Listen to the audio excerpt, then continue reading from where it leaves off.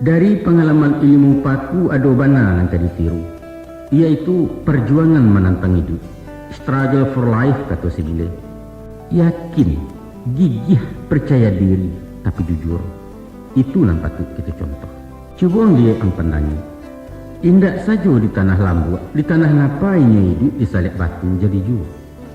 Malah hendak pun di atas bumi, di dahan kayu tumbuh paku, di batang karambia bisa subur, sampai ke pucuk-pucuk atok paku ketatap hidup mewah.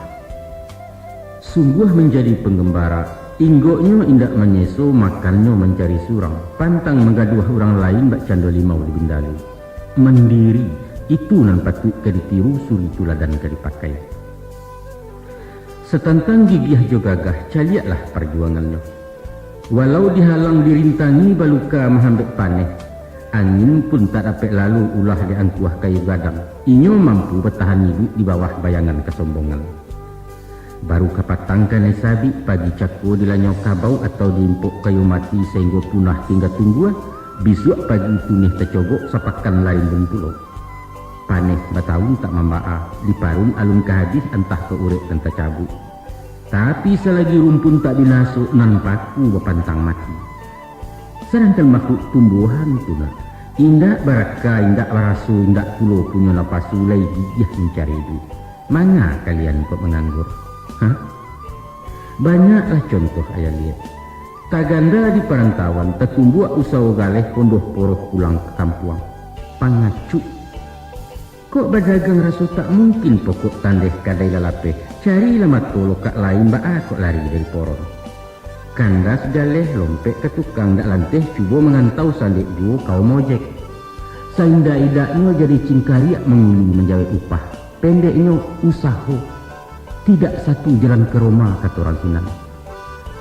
Nan kau usah. Kalau bersepi dua jari magin menjual ganja menempe je tante girang, adek melarang undang menagah isuak bersinggam di narko.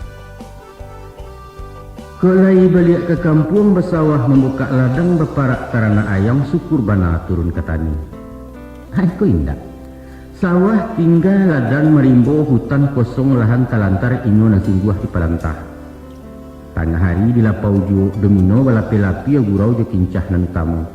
Sehingga diluluak tajak balabiah di lapiak pinggan tak cukup. Pamaleh.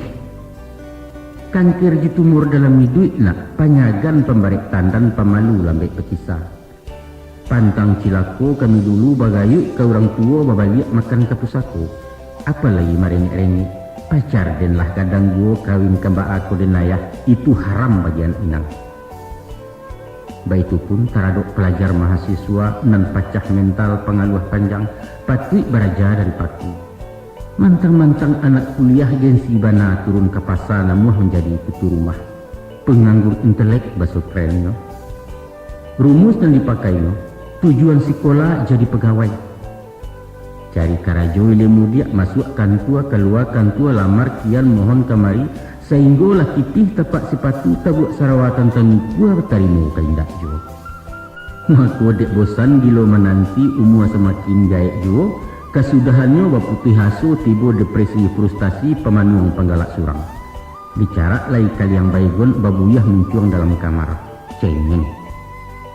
Maka dari itu nak. Karena uang lah SMA dan insyaAllah tenaga ayah kue juo talaki menyambung ke fakultas. Kini-kini ayah pasangkan. Nyampang kok jadi mahasiswa sampai tak sampai di wisuda. Jangan pasang jarik sematu jadi pegawai di kantor tua. Karena pitih tiap menggari sogok menyogok lah biasa. Atau dek sabab karena lain indak menabuak cito-cito. Maka bukalah usaha surang berwira swasta baso kalian. Jangan tak goda bana aja pegawai. Kok indak di kantor ndak kamakan berdasi juan ndaknya.